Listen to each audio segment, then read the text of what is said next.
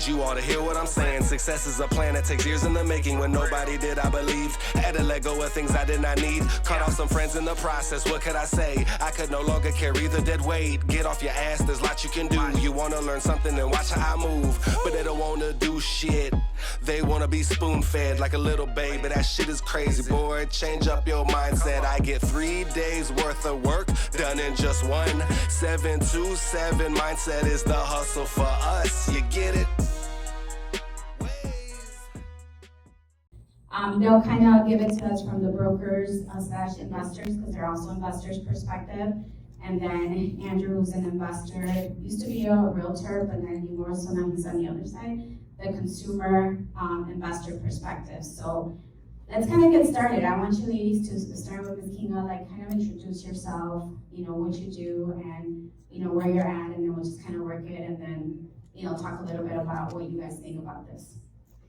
Thank you. I'm glad to be here. My name is Kinga Korpacz. I am the broker owner of Realty. I have about 34 agents in my office. I also am an incoming president-elect for Main Street Organization of Realtors. We are the biggest organization, real estate organization in the state of Illinois. Hi, I am Jaime Birks, and I own Corona Realty Group. We've been in business since 2015. We recently, as of February of this year, we joined eXp Realty.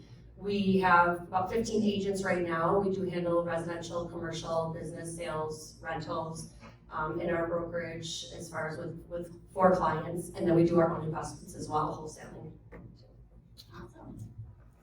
Hey guys, my name is Holmes. For those of you that are here for the first time, welcome. And thank you for, this was my idea, by the way. Yeah. But I'm taking credit for it anyways. But this has been a big, obviously, topic of discussion, so we thought this would be kind of fun. So thank you for Gina and the women's group for organizing this today. I think a lot of people, we were having a discussion earlier, will get a lot of tips out of what we're going to talk about today. Having said that, I was an agent since the age of 19 until about 32. And then since then until now, I've been a real estate investor, and we started this whole Chicago REIA now, National Real Estate Investors Group. So.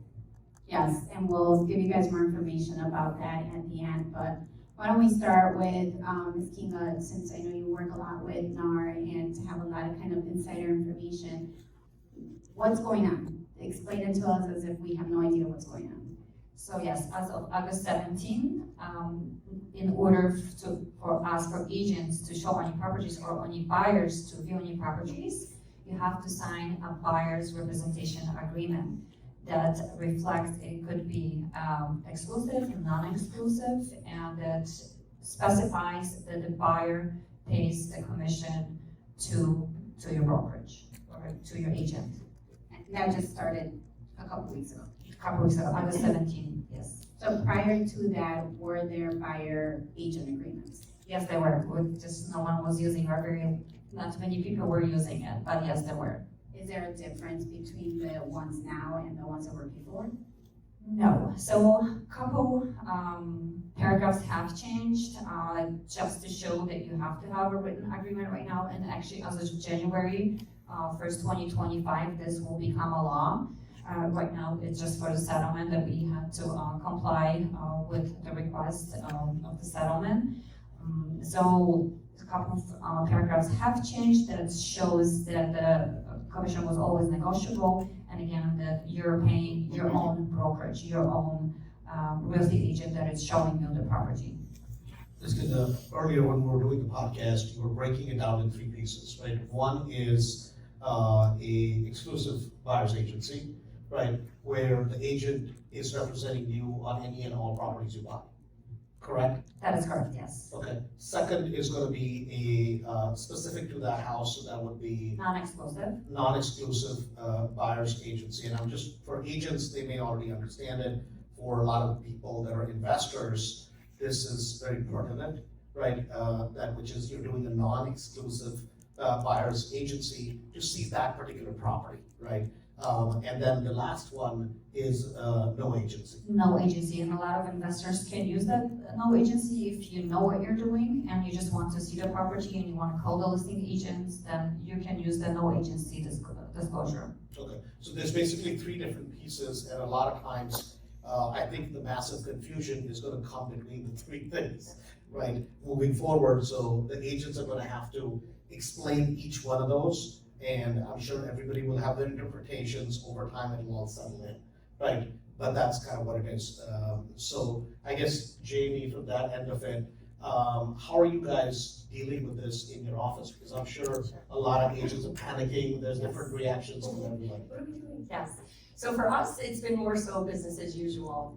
Surprisingly, we were actually getting buyer's agreements signed. I have a storefront in Blue Island, so a lot of clients, excuse me, when they come into the office, that was one of the documents that they were signing since we were open. I've been in the business since about 2005, so I wasn't using it initially, but once we got our storefront in 2015, we were using that document. So now, with the commissions that are being offered in the MLS, if you do any commercial real estate, that's exactly how that is. So if you list a commercial property in the MLS, it doesn't have the commission amount. So when a commercial real estate agent would send over an offer or a letter of intent, they would also negotiate the commission with the price of the property itself. And that would be something that you need to present to your seller anyways.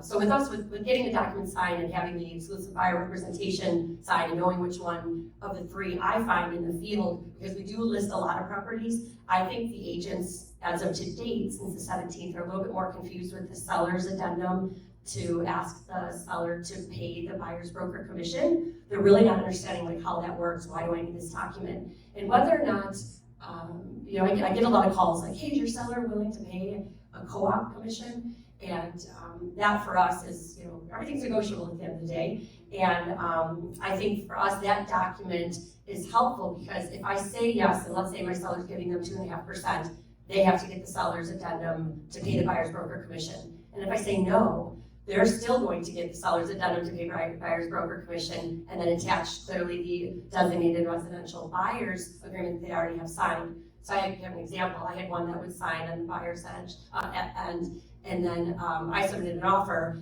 and I asked the seller, because I knew it was multiple offers, so I asked the seller side to pay something a little bit reduced in order to try to make that deal, and we got the deal accepted. So there's a way that you can kind of negotiate every aspect of it, but I feel like the seller's addendum to pay the buyer's broker commission is probably the one document that a lot of the agents in the field are more confused about.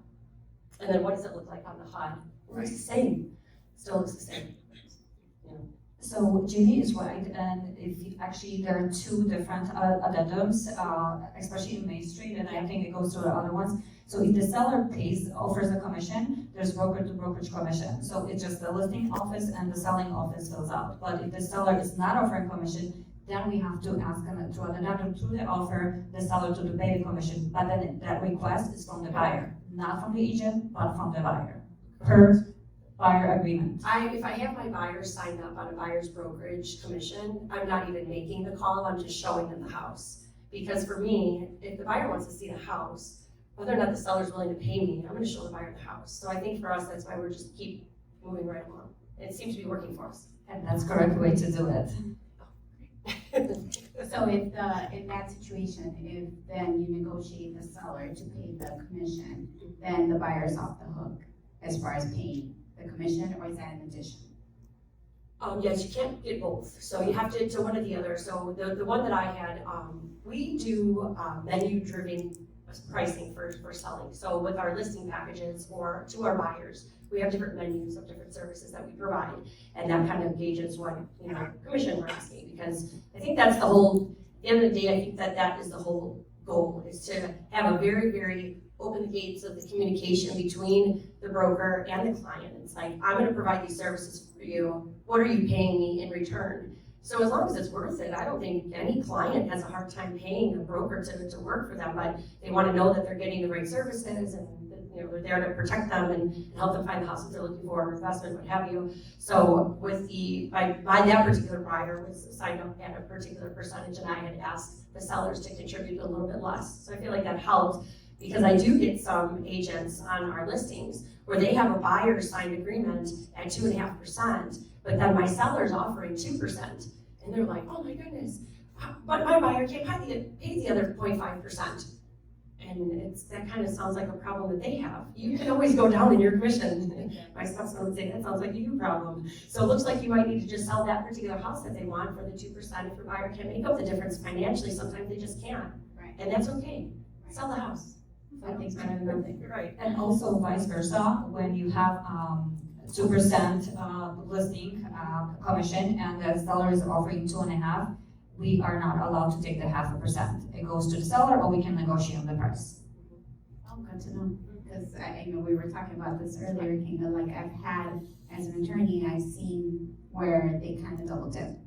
And it's like, you know, they're getting the 2.5 from the seller side on the HUD, and then I see like another 2,500 as like marketing fee or something, and I'm like, what are you, and then I'll ask my client, wait, what are you paying this for? And they're like, oh, well, the realtor told me that I had to pay him this, and I said, well, the realtor's getting paid already from the seller. This is what, oh, well, I mean, that's what they told me, and it happens mostly in like the, you know, Hispanic community, the Polish community, where they don't really speak English very well, or they don't really understand it, so they don't go and take their time to read the contract and know what they're signing. And I was talking with Kinga before the meeting, and you know, I was like, you know, this can't be right, but promise they don't even want to report it, because they're like, well, no, it's, you know, friend of a friend, it's okay, you know, and it's like, well, no, it's not okay. So how do you see, you know, the opportunity for abuse with this new settlement, with this new law that will go into effect, and how does that affect a dual agency now?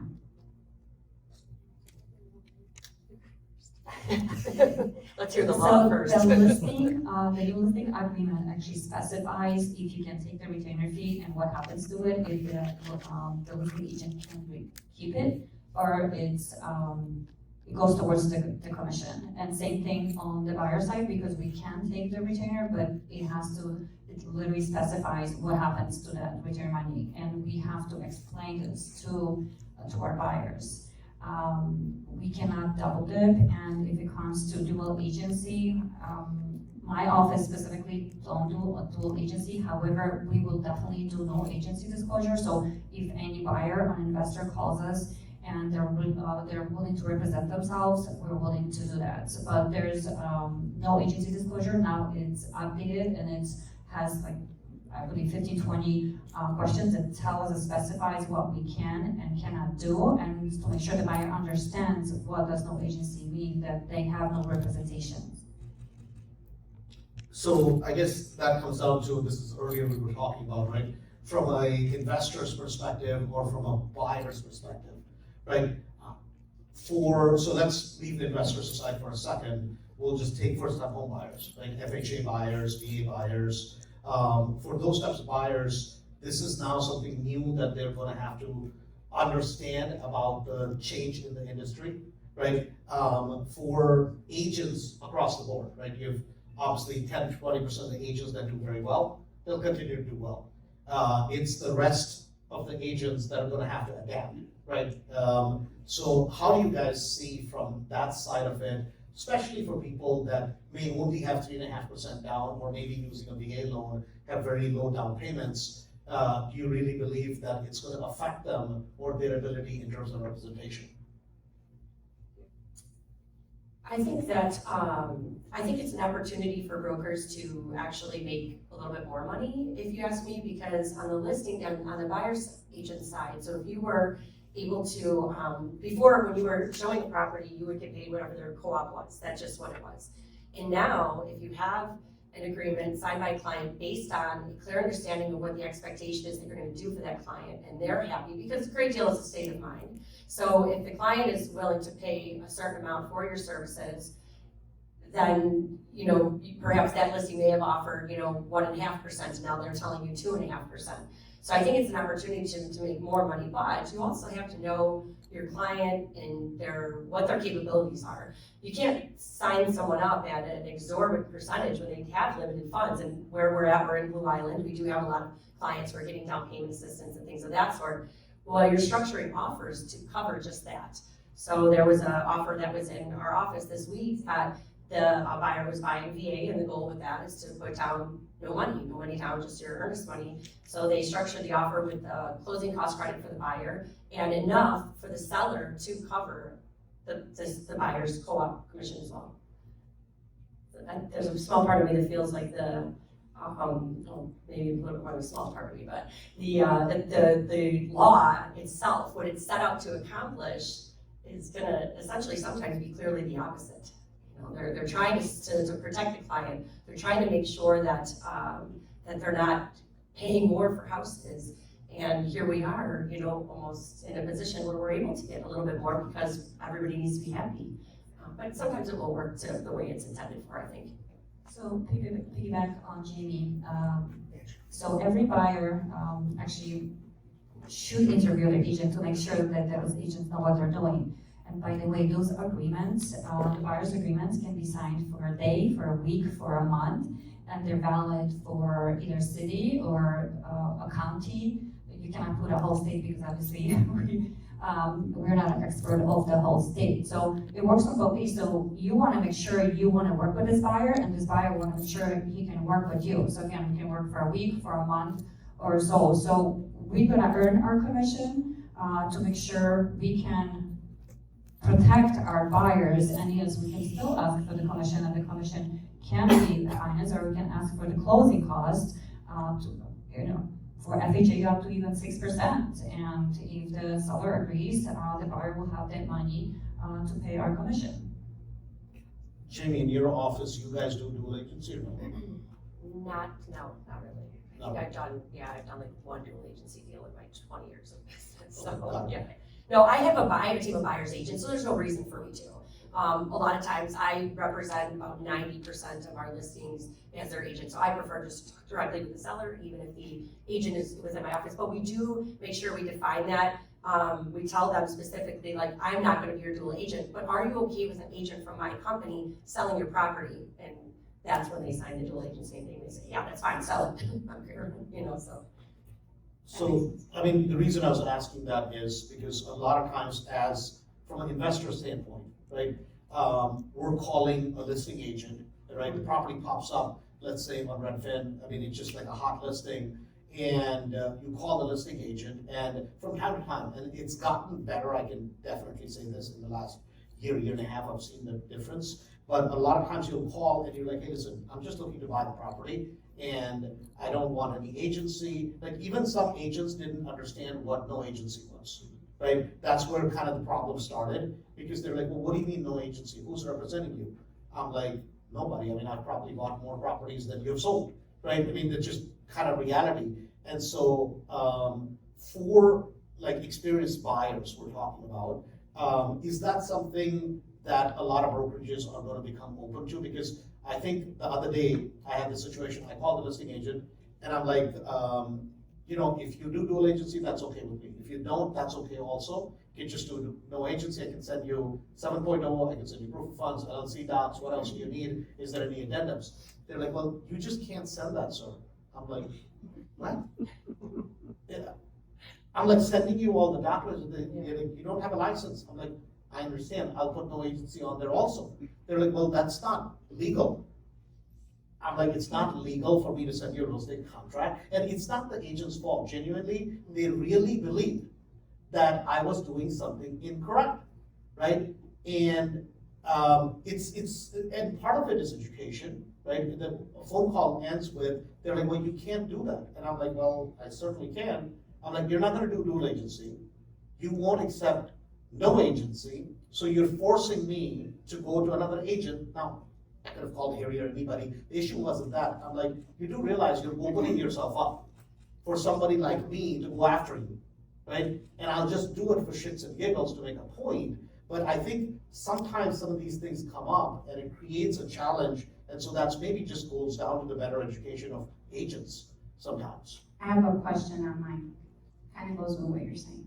Why couldn't an agent broker write up the buyer broker agreement that the agent broker would accept up to a certain percentage or whatever the seller's willing to pay to selling agent broker? They could.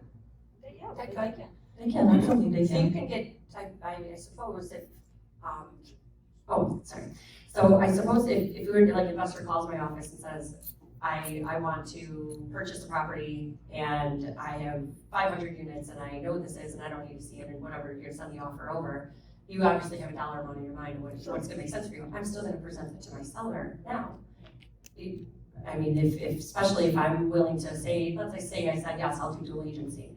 And then if I say, well then, they're willing to pay something, or they can negotiate that in. Hey, if I'm gonna be a dual agent and I'm gonna represent both of you, couldn't I then come to an agreement with, you pay me, let's say $1,000 flat fee, and then I'm still taking with on the seller's side. If I present that to my seller's not gonna lose the deal over $1,000 if that's where they're comfortable. So I think as long as everybody is communicated and signing off that that's okay, I think that's okay, right? It is transparency, and on the listing agreement, it actually says that the one specifies how much the listing agent is getting, how much the selling agent is getting. So if there's no selling agent, you're only getting the listing commission, unless you add an addendum on a variable commission that states, hey, it's 2%, but if someone comes unrepresented, it will be 3% maybe. So you have to add that to the listing agreement. And that's where I think a lot of times what happens, it's not people like you guys, that's the issue. It's not me and say Ryan Smith, we do a lot of business with them. Like, a lot of the people who deal with these situations all the time, that's not what the issue is. It's agents that are not maybe doing either a lot of listings or they're still old school and they don't even understand dual agency. They hear the word and they just go nuts, right? Yeah, I mean, it's just like somebody's gonna hang them. And a lot of times, I think a lot of it is better education, because today, especially now, as this new rule comes into play, for an investor, if I'm gonna pay both sides of the commission, either way, I'm gonna pay for it at the end of the day. Doesn't matter how you count it, right? And I'm directly calling the listing agent. I don't need representation, not because an agent doesn't have value, because I know the area, I know the location, I'm gonna buy the property regardless, right? And so the seller ends up saving a little bit of money, I end up saving a little bit of money, and it's an investment for us, right? And I think that's where sometimes it's kind of frustrating, that agents themselves sometimes don't have a clue. And then they get in the way of the sale rather than just saying, hey man, the seller wants to make a deal, you wanna make a deal, let me get the hell out of the way, right? And I can make a nice commission for the sake of it, so. If they say no to, going back to your example, if they say no, I'm not gonna be a dual agent, then you're gonna go and get an agent from another brokerage, and then you're gonna ask the same question. Here, pay my new agent the commission. Why not just handle it all internally with the right disclosures? Is there a reason why, I know both of you said you don't really do dual agency, why you didn't do it before? Like, I think I know the answer, but I wanna know what you guys think. Sure. It creates a lot of problems. I mean, who are you representing? You want the best for the seller, or you want the best for the buyer? You want the best offer price for the seller, or you want the lower offer for the buyer? It just, both the buyer gets mad at you and so does the seller. It just creates a lot of problems. I think for me, I can stay pretty neutral for both of them. For me, like, even when I was filling out for E&O insurance, and they're like, how much percentage do you do dual agency? And I'm like, now it's scary, why? But I think that if you are just, you maintain selling the property and you know that, you never tell them what confidential information is. So if you read on what it is, and you're not supposed to let either party know what's confidential. Like, if you have authority of what you know that your seller will do, you can't tell that to the buyer and then vice versa. Even not doing that and truly keeping information confidential, you're still gonna be able to negotiate a deal. You still will. Because at a certain point, it's their offer, it's coming out of their mouth, and then you tell them, and I think it would still be okay. We're managing a lot of emotions, both for the seller and the buyer. Obviously, if an investor comes, there's no emotions, it's just numbers. Hey, this is what I want, and get it to me. But again, if it's normal seller, normal buyer, there's so much emotions, and I feel sometimes we're not a real estate agent, but a psychologist, just trying to keep everyone. This is true. Right? Yes. Another question is, how do you handle buyers who cannot pay? I think we kind of touched a little bit on that, but yeah. So it just happened 2 weeks ago. We didn't have an experience yet, probably you didn't too, for the buyers that couldn't pay, but obviously what could happen is we can still sign a buyer representation agreement, ask the seller to pay the commission. If the seller doesn't want to pay the commission, the buyer have a choice of not buying the property, just moving on to another property, then the seller will pay the commission. Or we can offer a higher price on the property, finance that commission, and still ask the seller to pay the commission. So we can work around the buyer finances. For sure. Yeah, I would negotiate the buyer's commission to what they could do and then structure the offer that way.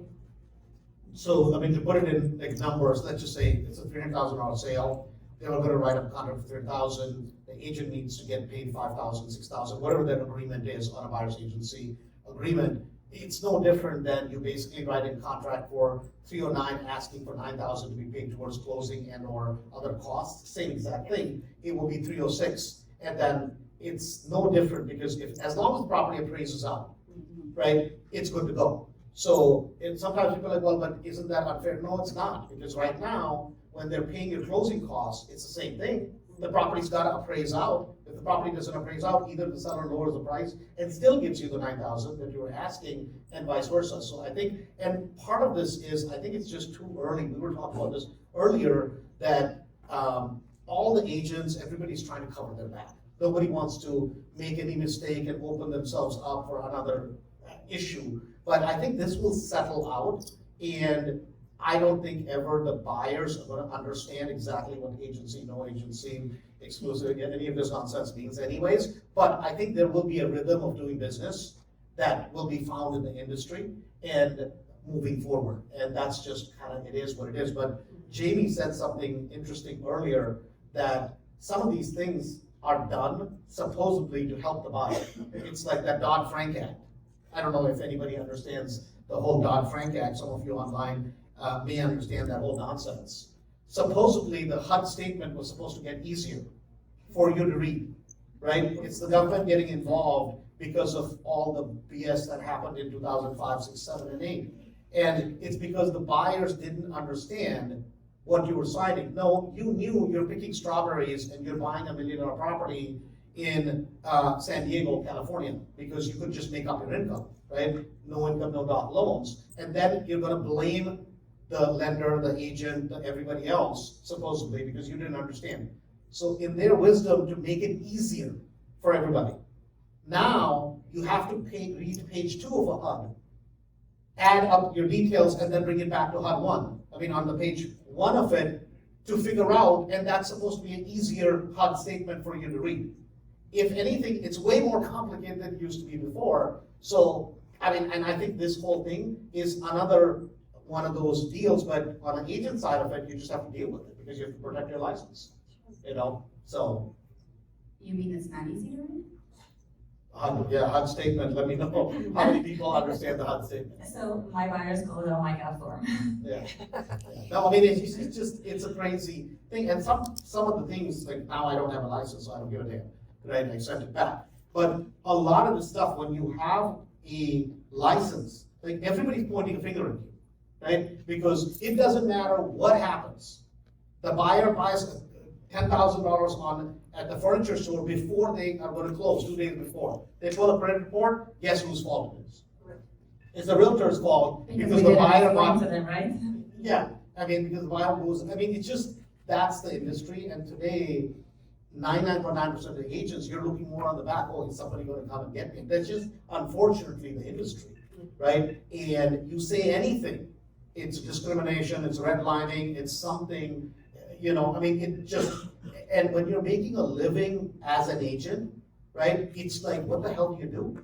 Right, you're guilty before you're, you know, I mean, that's just kind of how the whole bloody thing works, so. But realtors don't do anything. And we get paid, right, for doing nothing, for opening the doors? Another question, your message is that everything can be negotiated. We all know that. We want to understand how to do it with transparency and in accordance to the law. This is from Ms. Rosie Segarra. The question is how to do it in accordance to transparency and the law. So we're going over this in our office because it's one of those awkward conversations, like an investor calls you, hi, how are you? Great, you're interested in this property, what are you gonna pay me? It's like very awkward, so you have to figure out like, what is the script or like the finesse of that conversation? So it is gonna be more work, and there is more communication. And yes, you have to ask for the sale, you have to ask for them to pay you. So I think that, You have to outline your value and what you're here to do for them before you can even tell them, my office charges 2%. My office charges 2.5%, and quite frankly, I think a lot of the agents out there just don't want to deal with it. And that's why we're like, we're not So I guess getting that's the question, can you say my office? Because isn't that collusion within the office, or is that okay? we And don't- only agent? Sure. Is it, I charge X amount? Is that, Sure. is that? So we don't say our office, but I've heard that because I'm a listing agent. So I've heard that from the buyer's agents, and I don't think so. Because really, the individual agent is the one who puts the price tag on it, right? Well, it is the office because you're working for a managing broker for the office. So you can say that, or you can ask, this is what I'm charging, and then let me ask my managing broker for an approval. Sure. That we can do that. We cannot just name any other brokerage. Right, because Or I, say it's average. yeah, because in the lawsuit, that was, like Keller Williams was pointed out because they did training, and this is what, a script, right? They're trying to train agents with the scripts, and that came up that, well, we charge X amount, right? And they fry them based on that. That was one of the things, and that's why I was curious. But yeah, that's true. You're employed by the listing broker, even though you're the agent. So there's a manager. So you have to get approval. That's been the rule, right? From the managing broker. So I guess you can say, this is what I charge, and I'm going to get approval. If anything different, from the managing broker, I guess. Sure. This is a good one. What would happen to the buyer if they had a 1-year exclusive agreement with an agent before the new NAR rules from Mr. Raul Seguera? It's still valid. It's still It's valid. still valid. We had buyer's agreements before, so it's still valid. Oh, that's awesome. Another one. How will this affect a wholesaler? So wholesale is an investor as well, so they can sign no agency agreement. If they don't have an agent, a lot of wholesalers do have an agent. So agent can ask for the commission, obviously, and have the buyer representation or non-exclusive buyer representation. But if the investor and wholesalers don't need an agent, then just sign no agency disclosure and have an attorney draft your contracts. I think, I know here in Illinois, there's a rule for wholesalers that you can't wholesale in Illinois unless you're a real estate agent, more than two within a 12-month period. So I think maybe that's what they're talking about. I don't think that affected it at all or changes that rule. So if you're wholesaling in the state of Illinois, you still have to have a real estate license in order to do more than one within a 12-month period, correct? You might be, well, maybe one or two, so Yeah, more than you one. have to, So you could do correct, one and yes. not have a license, but if you do two within a 12-month period or more, you must have a real estate license. So I don't think that changed at all. You probably know better than I do because you're an attorney. Yeah, I mean, it's like, if you're saying you're a wholesaler, you get a property under contract that's listed in the MLS, the same, you're a buyer as far as anything is concerned. So the same rule would apply to you, either, exclusive agency or, non-exclusive or, no agency. And then, at that point, you're basically getting the property under contract, and whatever you assign, the other guy is gonna have to take over if they're willing to do that, and that's that. So, so I don't think wholesalers are affected at all. That's it, right? Yeah, at least definitely not in the state of Illinois. I have a question. So if you do a listing agreement with a home seller, and you say 6% commission, can you put it on there, willing to pay up to 2.5 for the buyer, commission? And if the agent doesn't negotiate it, then do you keep the 6% or do you have to then return the rest? So the listing agreement specifies what the listing commission is, what the buyer commission is. So if you put 6% and 2.5 to the buyer, then there's another option on that contract of the listing agreement that says what happens to that 2.5% if there's no buyer disclosure, no buyer agency. So you can say if no buyer agency, it's a variable commission, so no buyer agency occurs, then the whole 6% goes to the listing agent. So you cannot put up to, but you have to put a number of what you're paying. So the change was, like, used to be, whatever you were paying the agent, 5%, 6%, whatever. Used to be, you didn't say anything, the agent get both sides of it. Now, it goes back to the disclosure idea that, I'm getting this person is getting this. If this doesn't happen and I procure the buyer and the seller, then I'm gonna get this, right? And so that's disclosed so that your client knows exactly what that number is. That's really what, it's all about disclosure at the end of the day. Correct, it's more clear now what it's exactly it's happening. We cannot just pocket the money. It just specifies the owner, the seller knows what happens to that money if there's no co-op agent. This one is interesting. I don't know if you may know the answer to this, but it says, are these rules applied differently in Texas? We have been told that for any transaction, we need an agent. Throughout the United States, it's a national rule. So there's no Texas, Florida, it's all the states. So if they, in Texas, I don't know what the rules are in that specific state, but can they have a separate rule that says you still have to, in order to purchase a house, you have to have an agent? Or No, this no, you based don't have to on have an something agent. No, you don't. If they don't have a buyer's agency, then I'm pretty sure they're signing something, no agency, or they have to understand that they're not represented by the agent. So, but the rule applies to entire United States. Yeah, because that will be an issue of freedom of rights, because, you can't, now mind you, what the actual rule is and how it's interpreted by the particular agent and what somebody says, these are two different things. But nobody can stop you from saying, hey, I have no agent, I have nobody, I wanna buy this house, right? Whoever the listing agent is, they can't just say, hey, you don't have an agent, I'm not gonna sell it to you, right? I mean, they would, if you turn that in, that would be a very hot topic issue, right? So it doesn't matter if in Texas or anywhere, you have a right to buy any damn house and have no representation, right? Nobody can just stop you because you don't have an agent. So meaning nobody can force you into only having an agent, and that's the only way you can buy a house. That makes no sense, absolutely. Another question is, please explain no agency and how it affects commissions. Thank you, I was just gonna say something to it.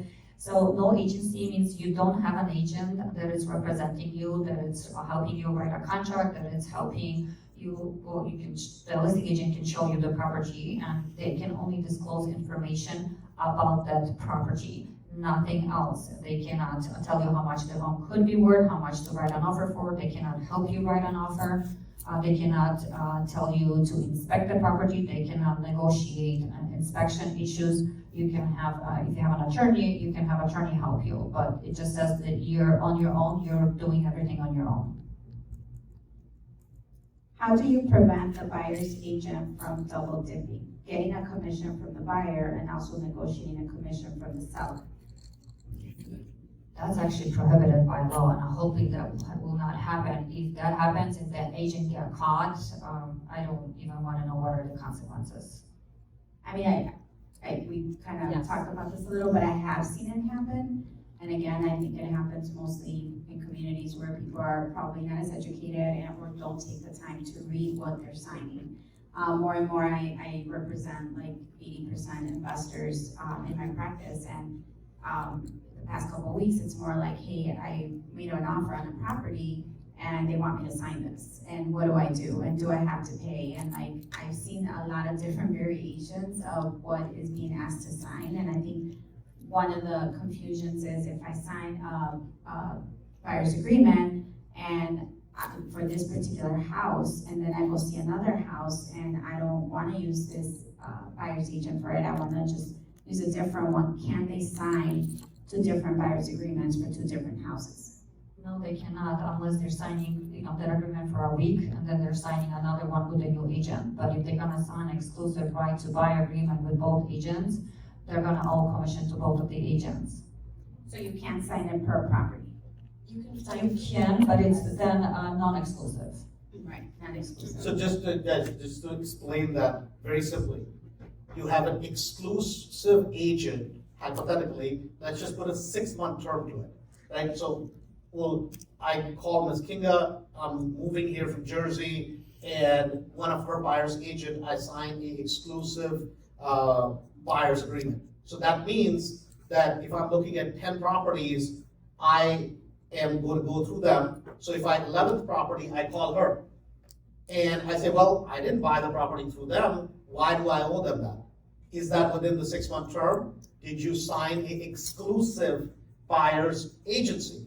If the answer is yes, I may owe her commission because I may have signed something else with her. And as per the exclusive buyer's, it just says in the word exclusive buyer's agency for that term, right? Whatever that term is, 6 months or whatever that thing is. Now, can we go to them and say, hey, you guys have 4 listings, I want to see those 4 listings. That would be non-exclusive, pertinent to those 4 listings, right? So to those 4, and then if, let's say they're in the northwest part of Chicagoland, I go look at the properties, I go buy an investment property from Ms. Jaime down in South Suburbs, perfectly fine.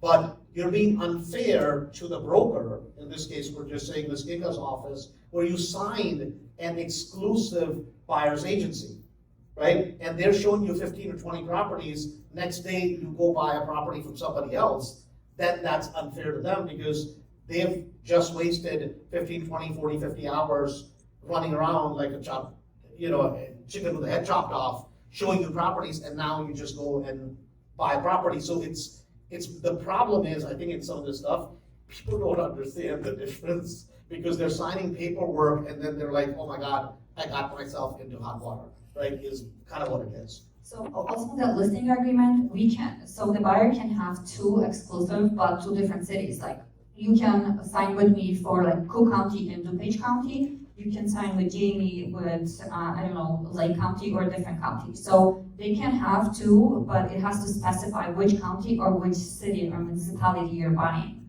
If it's outside that, they don't owe me any commission. I did not know that. So it's even geography. And I guess that makes sense because in a big area like Chicago, it could be way up in north side or way down in south side, but that's almost a 80-mile difference between the 2 areas, right? So. And we don't want to put entire Illinois because obviously we are not experts. Like I don't know anything about Blue Island, and I would not take my buyer to Blue Island to purchase a property. I would refer that to Jaime. Same thing probably with Jaime. She doesn't know anything about Schaumburg or Rolling Meadows, and she would refer that agent. We have to do what's best for our clients, and if we don't know those areas, we should not be service them. So one was exclusive, to go back to exclusive, where you're locked in for a period of time and location or geography. Non-exclusive, where it's pertinent to that property, ABC, 123 Main Street, let's say, right? And then you have no agency, right? Where it may be one of their listings, they're not representing you at all, right? At all. So they have no rights to you, nothing except just be honest with you, that's it. Right? And that's the end of it. Now you have no agency, so you're a free bird, right? And that's kind of the 3 categories, and that's what we were talking about, that people in the industry don't understand this. Forget about your average buyer or seller. I mean, it's tough to get them to explain this. This is a really good one that, if an investor has a buyer agency agreement for 1 year and they buy a house from a wholesaler, will the investor owe money to the original agent? Stacy asked this question. My thoughts are no, because the property would be off market, but I would say no, and how would they know? My question will be, how would they know? How can you prove it? Especially if they buy an LLC, that will be hard to prove. So we can go, probably it's a question for the attorney, for you, not for us. Yeah, but I think it depends on the breadth of the contract, right? Is it MLS property, non-MLS property? I'm sure the board will have some of these things that are going to come up with these kind of things, and there's a lot of wholesaling being done on the MLS as well. I think if it's in the MLS, I would tell my client, yes, you do, because it's an MLS property. But I think if it's an off-market property, then I don't think you do. At least that's my. But is that what it says in the buyer's agency? Yeah, that's agreement? correct. I think it's MLS and non-MLS, but I wouldn't not know. It's just happened 2 weeks ago, so if I'm sure you can there'll be a ask lot us in of 6 months from now, we probably will be able to answer that, so, yes. Yeah. Yes, that they buy it wholesale and then contact the agent to list it for them, and then the agent's like, where did you buy this from? Yeah. Maybe they could do some digging, who knows? Right, yeah, well, you never know. Here's another one. If listing agent sells to unrepresented buyer, Does the listing agent keep both sides of the commission? I think we kind of already talked about that depending on the listing agreement, right? Can the buyer's agent get paid on both sides? I don't see how. If the listing agent, if the seller's gonna pay them 2% and they have a buyer's broker agreement for 3%, can the buyer pay them the additional 1%? So the listing agent pays, or the seller pays them the 2%, but their buyer broker agreement is for 3%, the buyer says, I'll give you the other 1%, I love you, or whatever. Yeah. Maybe they did a good job or something like that, that's what they're expecting to do. Wouldn't that be okay? So we can only get paid what is on the buyer's agreement. We cannot get paid more. Right, so We the can get buyer's, paid less, but we cannot get paid the more. buyer's agreement says 3% and the seller's paying 2%. So couldn't the buyer pay the 1%? Yes, absolutely. Or you could renegotiate your buyer's contract too. Yes. Back to the no agency question. How are commissions paid to buyer agents if no services are being provided? But if there's no agency, there's no buyer's agent, there's no agent, so there's no commission. So there's only, so a listing agent is who you're calling. Listing agent represents the seller in that case. You say, hey, I'm an investor. The listing agent says, I don't want to do dual agency. I don't feel comfortable. That's well within their rights. You can say, hey, listen, I don't need representation. I still want to buy the property, so I want to see the property, right? So it becomes no agency. So you have nothing to do with their commission, doesn't really matter. It's between the listing agent and the seller. If they had agreed X amount of dollars, whatever the commission is, that's all they're getting. There is no two agents in that particular situation, so there's no question of having to compensate a buyer's broker in that case. So out of the 3 agreements, there's the 2 of them have a buyer's broker commission, the last one does not. So it's not wrong to put entire state of Illinois, just frowned upon? No, you cannot. So you You're have to put just an entire state. misrepresenting. Yeah, we don't even have access to all the properties in entire Illinois because there are different MLSs. So you can get a referral fee from the agent that we're referring it to, but no, please do not put entire Illinois on the listing, on the buyer agreement. Is that for like every state, or is that just for Illinois? I'm not sure what other states are. I just know only for the Illinois. Okay, all right. Does anybody have questions over here? I know we keep going to the online. Yeah, if you, we need the box. Can you throw that box to her? Oh, Wendy, the box girl. Who needs it? I'll be here. So my question is, just to clarify, that if my buyer agreement says 2.5%, and if the seller is only agrees to pay 2%, then the 0.5%, I can negotiate with buyer. But let's say if it's 2% and the seller is paying more, then can I not rewrite the buyer agreement? You should not, no. Okay. Same thing with the listing. When you guys have a listing agreement, it says how much you're getting on commission.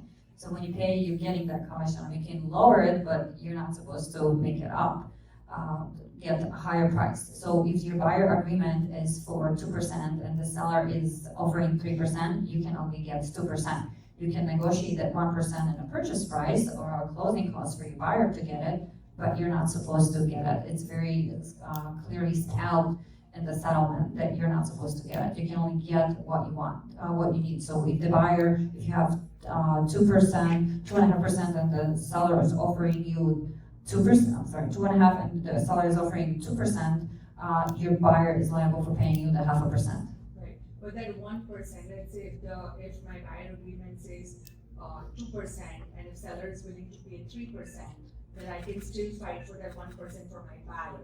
That is correct. You can negotiate on a price or on a closing cost, yes. And is it legal and ethical to give cash back to buyers?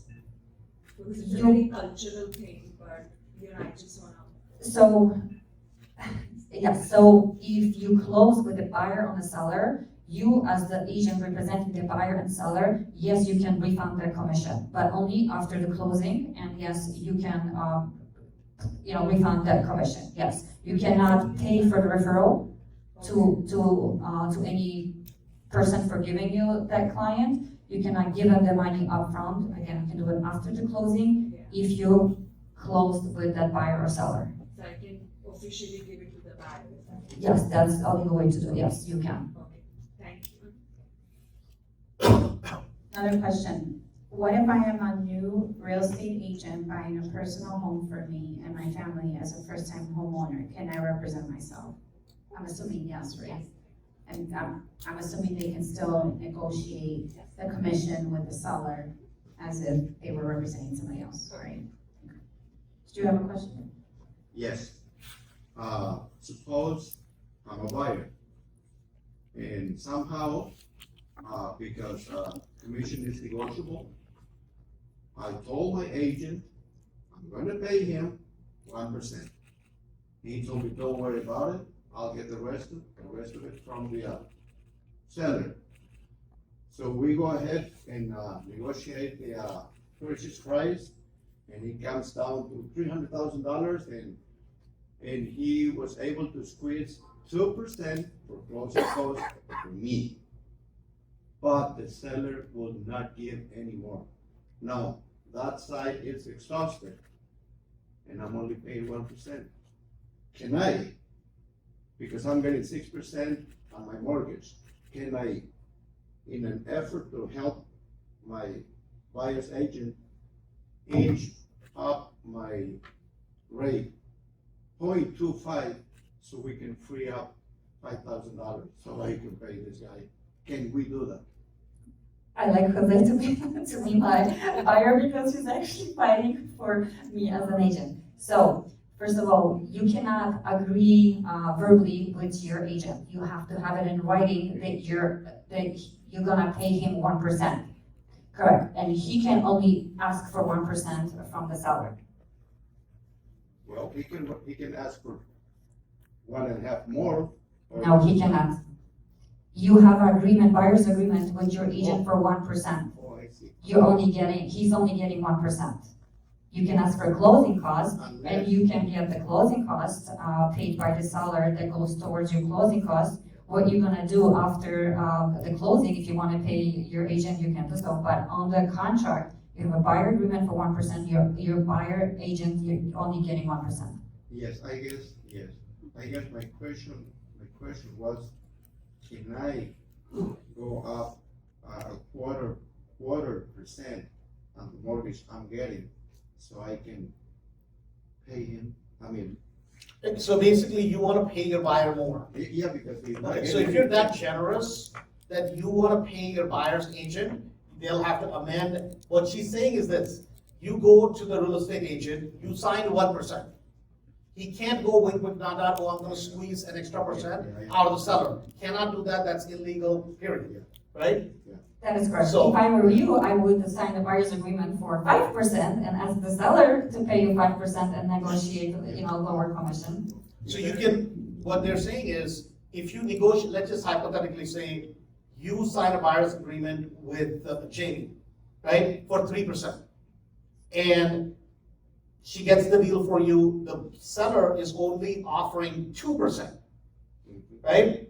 So now, she can lower her commission down to 2, right? Or she can keep her commission from the seller for 2, and then you can choose to fill in the difference for 1. Yeah. Right? I get it. So that's totally fine, but what she can't do is, she agrees 2 with you, and then the seller is paying 2.5. And this is the other side of it. Yes. If she agreed 2 with you, you cannot even keep the excess proceeds. You cannot keep that, because what does your buyer's agreement say? It says 2%. So and that's where the confusion is coming in nowadays. Like, I just got a call from my uncle the other day, he's buying a property for $1 million in Cincinnati. He said, well, the broker wants me to sign a 3% buyer's agency. I'm like, listen, and I'm trying to explain to him that probably 2.5%, 3% something, the seller is paying something. The property's been sitting on the market 60 days, it's a $1 million property, they'll pay something. So I would just clarify and the agent's brand new. Agent doesn't know at all, right? And that's where a lot of this confusion is coming in, where the agent doesn't know how to explain it. He's like, well, why am I gonna buy a $1 million property and then pay 3% on top of it out of my pocket? He's not gonna owe the entire 3%. The seller in 95% cases, 99% cases will pay towards the buyer's broker, right? Most sellers are not, oh, the listing agent can make 2, 3, 4, whatever percent it is, and the buyer's agent is gonna make 0. Most sellers are not that crazy, right? So, but again, the problem is now this issue still has to settle out, right? And it's confusing because she's being nice to you, she says 2.5%. You're like, okay, great. What if the seller is like, hey, move the property, I'm gonna pay the buyer's agent 3%. Seller's willing to pay now, she can't even take it. Because her buyer, so now she may have to go back to you, hey, can you change this from 2.5 to 3? I don't know, right? I mean, it's crazy. You can, we have a modification for the buyer's agency disclosure, but it will be wrong. It will be wrong for us, again, we can go down, but we're not supposed to go up while negotiating a contract. You can always pay your agent after the closing. If you have the money, you can, take him out to lunch and pay him. But also that money has to be payable to his company, not directly to the agent. Is there any creative way that the mortgage company can contribute to the buyer's agent commission? No, Then listen, hold so on. it's a disclosure, no. Whatever don't use the word with mortgage company and creative. Yeah. I'm just telling you, that's a great way to go to jail. Okay, I'm just telling you this, it's called. Yeah. Close your ears, Kinga. Close your Yeah, ears. do not go put creative, anything you do has to be on the HUD. Right? That's what. It has to be I on the just HUD. explained, correct, the oh my god form, yes, so this is. It has to be on the HUD, whatever you do, because this whole creative wink, nod, those days are gone. Believe me, they've been gone for a long time, and there's no reason to. If you're doing everything by the book, genuinely, hypothetically, let's just say, I go to her, they're working the south side, they're working their butt off. They get me great 2 or 3 properties, right? And I'm like, hey, they need to be paid because the property prices are really low. So if I'm giving them a 2, 3, 4, $10,000, makes no difference. Put it on the HUD. End of story. Right? It goes on the HUD. The check is written, even though she may be the managing broker. Check is not written to her. It's written to her office, and then whatever her deal is, she gets paid.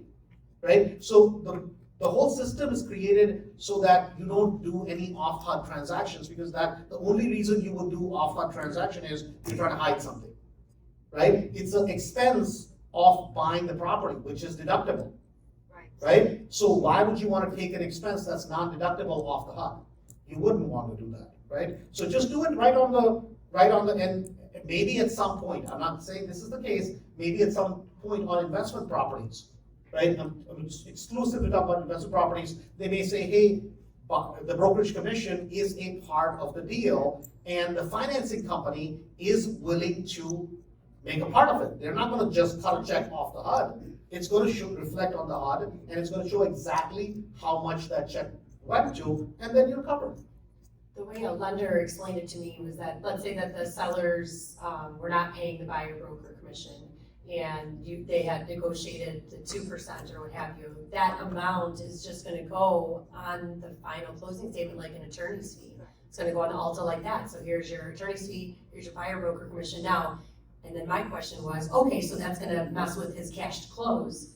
And he's like, no, it's gonna go on the Alta. I said, no, it's gonna make his cash to close more. And he's like, yeah, exactly. So, and it's just closed. But Jose, you can negotiate, I'm pretty sure, with the lender a little bit, the fees, to lower the fees, and you can still pay, and everything can be disclosed. So it's just where the money is put on the HUD, who's paying for what. So it's just the numbers, yeah. What do you think the effect's gonna be for buyers' agents? Because I've been hearing this a lot, like, what happens with buyers' agents? Like, do you think that that's really gonna, see a decline, or what do you think? It's extra work. It's extra paperwork. It's extra phone calls. It's extra conversations. I think some agents will drop out of business completely. Those who weren't, there'll be agents like us that are, up for it and willing to have those conversations. It's gonna it slows things down a little bit, I think. We're gonna adapt to change. I've been in this business for 25 years. I've been through the short sales. Everybody was going out of business, and I was doing a lot of short sales. So you have to adapt. to the changes, and like Andrew said, don't be a dinosaur. No, and I mean, they won't say it, they have to be politically correct, I'll say it. I mean, I think you're stupid if all you do is just deal with buyers. I mean, and buyers are liars, that's just what it is, right? I mean, agents have to be polite, I don't. You know Right. you're a serial buyer, right? Right, but I know, but I mean, I'm not gonna say that because, but, I mean, at the end of the day, I mean, here's the deal. Guys, if you're not controlling real estate, you're not listings, you're not controlling your destiny. That is it, period. You're not, and there are buyer's agents that make 250, 300, 400,000. I'm not saying you cannot make a lot of money, but if you don't control the inventory in any business, you're not controlling your destiny. Somebody else is in charge of your destiny. Why do most people go to buyer's agency? They do because it's easier. Being a listing agent takes a lot of cojones. I mean, that's just how it is. And it's hard. It's a competitive market. It's hard to get listings. But if all you think is, and this is my personal point of view, Redfin is trying to eat your lunch. Zillow is trying to eat your lunch. Right now, the attorneys are trying to eat your lunch. Right? I'm not talking about them. I'm talking about in general. Right? The public feels you as a real estate agent make too much money. This is just what it is. Right? And the first place they are going to go after is buyer's agency. That's a fact of life, and the buyer's agency commissions are going to get hit. But what's going to happen is, on the other side, the listing agents will clean house. Because guess who's going to control inventory? No. I mean, and any listing agent that does a lot of listings, I see Kinga's name a lot, these guys do a lot of business. They're like, well, because what's going to happen is you'll see that. You have 3 million agents, it's going to go down to about 1.5 million. Guess who's going to do more business? People have been doing more business. And they'll control more inventory. After every turnover happened in 2008. People who are doing well, yes, when there's some hard times, sure, everybody went through that. But then on the back side of it, they clean house. And this is going to happen now. So 90% of inventory is sold by 10% of agents. Yeah, so 10% of agents list 90% of inventory. And if you're not listing properties, it's going to hurt you. It is going to hurt you financially. So Andrew, tying into that, what now for those people? What do you suggest? I mean, I'm not supposed to say this because I'm supposed to be politically correct. Just like Andrew, there's a lot of agents today online, don't make any crazy comments, right? And so, and I mean this sincerely. Guys, I genuinely believe this. If you're in real estate and you have a real estate license, you have the biggest lottery ticket, right? I mean, we were talking about this. You have the biggest lottery ticket and you're an idiot. If you make everybody else rich, we're supposed to be so judicious, helping the world, right? Listen, first look at your own backyard. Help yourself some, right? I mean, I know agents literally doing $1 million in GCI, gross commissions earned, that don't have a penny to their name. How is it possible you're doing 20, 30, 40, 50 transactions a year and you don't yourself own investment properties? Either you don't believe in your own product, right? Or you really need mental health. And I mean this sincerely. I mean this, and I'm including me from the age of 19 till the age of 32, right? I owned 0 investment properties. So I'm not saying I'm any, because the problem was in the industry, we're supposed to be cool. We're supposed to drive nice cars. We're supposed to know everything. And when we don't have a penny to our name, we're supposed to act as if we're rich. Because that's called fake it until you make it. No, this is our industry of morons, right? And I was one of them. And at the age of 32, I'm like, I'm not going to be this idiot because you work a lifetime, you have no 401k, you have no savings, and there is nothing. The reason I started investing was that I was sick and tired of being sick and tired. And I mean this, but anyways, I'm going to be done. You guys go ahead. Well, I mean, what? I was just gonna say, if you're a buyer's agent only working with buyers, you need to join a team that lists houses. You need to join a team because that's what's gonna really give you the opportunity. You want more buyers, get more listings. You have listings, you're gonna have more buyers. It feeds itself, it does. And you have limited time that you can take so many buyers at a time, right? You can have as many listings as you want, you can build a team, but I mean, how many buyers at once you can work with? I mean, you need to sleep somehow, sometime. I mean, Kinga, you do a lot of listings, obviously, you have a team, you have an office you run, but you're buying a lot of investment properties, you're buying a lot of investment property. So why do you think in our industry that's not the norm? I think a lot of agents are afraid. Yeah. To make that first move. Most of my agents in the office, most of them are investors, and it's the first time that they're buying. Literally, sometimes I just speak with them for a week to make sure their emotions are calm and they're not afraid to buy it. And then they're just go crazy, like, oh, this is the property I'm buying, this is the property I'm buying. Hey, boss, I just bought another property. So it's just a fear if I'll be able to make it, if I'll be able to afford it, if I'll be able to find a tenant, if there's a lot of ifs.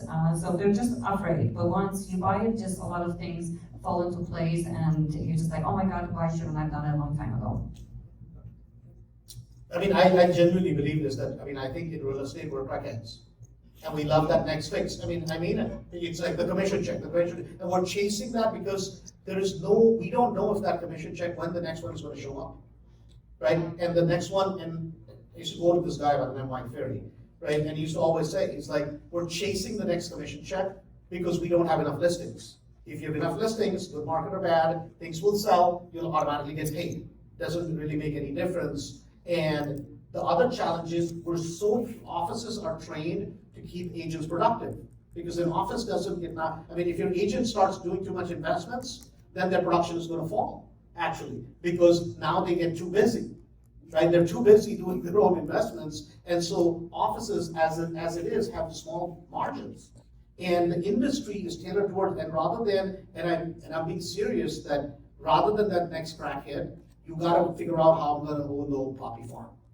And that's what investing is. Either you're running on a treadmill, or you're gonna own treadmills that other people run on. And we're laughing about this earlier, which is that you have today, guys, 25% of the market, right? In Chicago, it's 28%, is real estate investors. Number one, real estate investors that are sane should be your best friend, because they can buy repeat transactions from you and you can repeatedly sell their transactions, right? And there are amongst every 10 people, you'll find 2 or 3 good, solid people that'll be loyal to you, that'll give you a lot of business, and you can build a fortune with them, right? Not only help them prosper, you can prosper and then start building your own portfolio. Would you guys agree with that? 100%. 100%, yes. And this is something really important. Unfortunately, it's not talked about. And genuinely, I experienced this. Agents in my own office, RE/MAX office, and RE/MAX supposed to be clear number 1, right? And they used to laugh at me. Oh, you really think your investment's gonna work? I'm like, man, you're that big a moron to laugh at me when I'm trying to invest in something, right? Where they should have been participating, they should have been watching, so that if this guy can make it, maybe I can. But the problem is that jealousy causes them, now, guess what? I'm laughing at those bastards. And the reason I say that, like a lot of times people won't say that, it's genuine. Because you're desperate, you're trying to buy one property, you're hoping, hey, it'll worth me something, hopefully I'll collect rent, hopefully I'll be able to flip it, then another. It's hard. The problem is there's no support system. Because if you get 2 properties, oh my God, you're gonna take food off my table. And this is the mentality we all have to deal with, and that's why investing is hard. So. Guys, I'm a single mom. I have 3 children. Both, to my oldest son, I bought them properties. They're on their own. I given the down payment for it. I paid for their schools. My daughter is in medical school. I'm paying for that school. She doesn't have a loan. So real estate investment gives you a freedom. I don't buy things so I can show off. I buy investments, and those investments buy me the things that I want. With our office, we have a team of agents, and they start out as buyer's agents, but we encourage them and show them how to invest, and they help train other agents coming in. So it's like a constant system where we're helping them learn how to invest. They're helping other agents that come in be buyer's agents, and we're never not having agents to help service our buyers for our listings, because it's a constant helping system. So they're really good with each other. I think it's important, and I hear this all the time with my clients. I'm also a real estate broker, but I only did it while I was in law school so that I can survive, because I couldn't work. Sold 2 houses my whole life, and that's more than I ever want to sell in my life.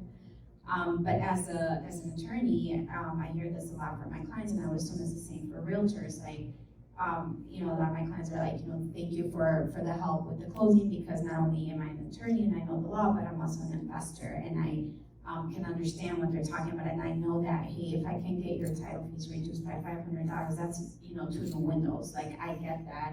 And I think with realtors, when the best transactions I have is when I have realtors that are actually investors as well, because they know how a transaction works. They know the pain, they know how it goes, and they actually do the best job, in my opinion, for the client, and we work even better as a team versus a realtor who has never bought a property, doesn't really know what investing, or even like, you have to get stamps in order to close, you know, when you're in Illinois, you have to sometimes do a pre-sale inspection. They just get it under contract, and then they're like, okay, work with your attorney, and I'm like, well, a lot of these things are your responsibility to do, or you should have advised your client. So I think not only for your own personal growth, and so that you can better educate your clients, but as Andrew mentioned, you know, so that you have something to show for it. You know, like Kinga said, you know, real estate investing for me personally has, you know, my daughter's in law school, she's gonna come out with 0 loans. I have loans that I'm probably gonna die with, you know, because I refuse to pay those exorbitant fees, but don't let the government see that. You know, but seriously, like, it's definitely the financial freedom, you know, that long term, because as a realtor, you don't have a 401k, you know, unless you buy into one, right? Do one on your own. Something happens to you tomorrow, you can't walk, you can't see, you can't work, you know? So you have to kind of have that backup for situations like this, especially if you are a buyer's agent and you're not working with a team or have, you know, that support that these 2 wonderful ladies have. You have to find another way, and real estate investing, especially as a realtor, I think is it, you know, for sure. I mean, it definitely has helped. I've been doing it for 5 years since I met Andrew, and it's been life-changing for me, so.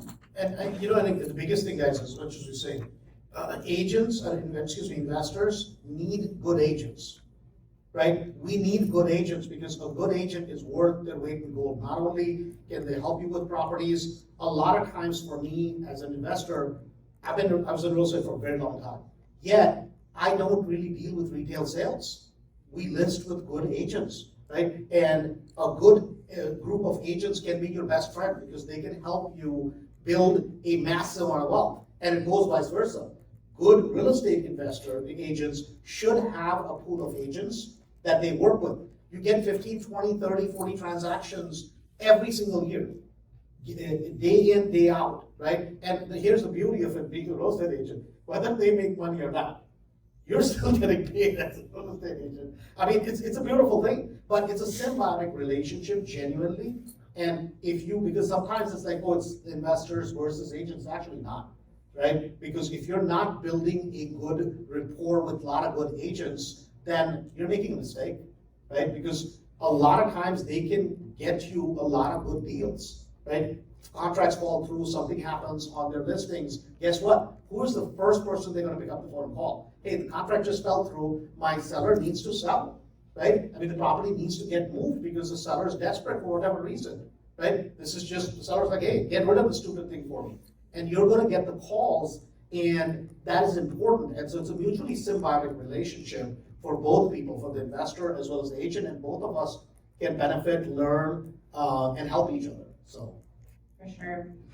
I know it's getting late, and I feel there's a storm coming, so before we leave, I just want to talk a little bit about an educational course that we do for all you guys that are online. It's called the 3-day Real Estate Investing Conference. It's coming up November 1st, 2nd, and 3rd. It's here in Oak Brook, Illinois. You can register online, 3-day with WREN.com. You can use promo code WREN 2024. For those of you guys that are out of state, obviously it's a great excuse to come for 3 days and visit the beautiful state of Illinois. Although in November, I don't know, but you can still come. But we also do it virtually, and this is where you get the real estate education to learn how to invest the proper way and to learn how to be a real estate investor, not only for your personal portfolio, but if you're a realtor also, so you can better help your clients and educate your clients. On Friday, we go over finding deals and wholesaling. We tell you how to find off-market deals, how to securing the deals and moving them along, which is, I think, a lot of times what a lot of people have problems with when we do meetings for investors. They're like, well, where do I get the property? We're going to show you. On Saturday, for those of you guys that will be in person, we rent a bunch of school buses and everyone goes to a property tour. For those people online, we do a virtual one, right? A virtual property tour. That you'll see properties in all stages of life, whether it's one that just started, completely gutted, one that's in the middle of a construction, one that will be used as a Airbnb, maybe one that's completed. And these are actual people that belong to a program that are working on these properties. Then we come back after that, and then Andrew goes over the numbers and goes over, all the things that you found in the property and how to do all that. Sunday, the favorite day, is the 257 Cash Flow for Life Day. That's the day where we talk with lenders. There'll be actual private money lenders on the panel that will talk to you about what they look for in order to fund your deal. And let me tell you, the other obstacle aside from finding the properties is how do you fund them? I know for me, that was the thing, where am I gonna get the money to buy these properties? Finding the private money lenders that I found, that's how I got my first 3. They funded my deal 100% rehab and 100% purchase. And we talk about the 257 method, 2 years, 5 properties came off in 7 years. So we talk about the 257 cash flow for life, which is what we all wanna have, because flips are great. You can do flips and get a one-time payout, or you can do key properties in your portfolio and cash flow every month and have that kind of be appreciation in your equity, and then you get every month you get income, to go buy nice shoes and purses for me, so things of that nature. So, and then we talk about next level investing, what's next, and how to get there. So for those of you guys that want to educate yourself a little bit more to better educate your clients, or want to actually start being an investor and getting properties that make sense in the formula, no matter what part of the United States you're in, the formula works. We invite you to come. Yeah, that's November 1st, 2nd, and 3rd. On Saturday, I do a special session on wholesaling. I know a lot of people love to talk about wholesaling. It's a really cool thing. It's my favorite thing to do as an investor, but it also requires a certain amount of skill. So for those of you guys that register, again, 3daywithren.com, and you can use the promo code REN2024 for a discount. We have virtual admission, we have in-person attendance, and then we have the VIP admission. I always encourage the VIP admission if you're gonna be in person, not just because it's a great lunch, but you actually get to have one-on-one conversations with people that will be guest panelists, and actual investors that are doing it, and actual actual lenders. I actually met my first lender for my first property that funded it 100% at one of the lunches. So the amount of network that you'll get, and we always say your network is your net worth, is invaluable. So I encourage you guys to come November 1st, 2nd, and 3rd. Register early because it does get packed, and we only can fit about 600 people. So we don't like turning people away, and we do these 3 times a year. This is the last one of the year, so I invite you guys to come. Andrew will be sharing a lot of nuggets and insults. No, I'm kidding. A lot of keeping it real talk. So if anything, come for the show. November 1st, 2nd, and 3rd. Ladies, thank you so much for being here. I love it. Thank you. We still had a lot of questions online, so we'll probably email you guys, and hopefully you guys can help answer. But I don't want to keep people anymore. Andrew, as always, Thank you very much. thank you for the show. And thank you guys for being here. Hope you guys enjoyed it. Yeah. I'ma need you all to hear what I'm saying. Success is a plan that takes years in the making. When nobody did, I believed. Had to let go of things I did not need. Cut off some friends in the process. What could I say? I could no longer carry the dead weight. Get off